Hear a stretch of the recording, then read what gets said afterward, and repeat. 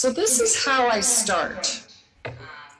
I don't artwork all of my images, but I would say probably 60 to 70% of them, yes.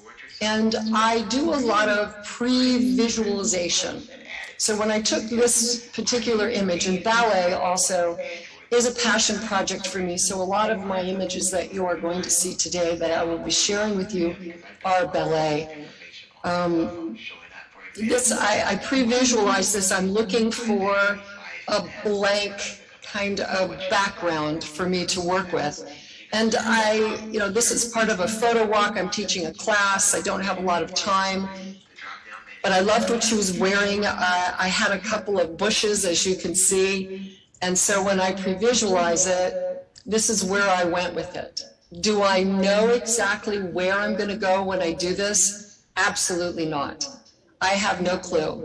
I just know that when I have an uncomplicated background, that I know there's something I can do with it. And I did color when I first put it into Photoshop, and I liked it, but I didn't love it. And then I started playing with it, and I went to the sepia tone kind of look to it, and I went, yes, this is what works. And I still want to draw your eye to my dancer, but I want everything else around her to emphasize that and project her to the image.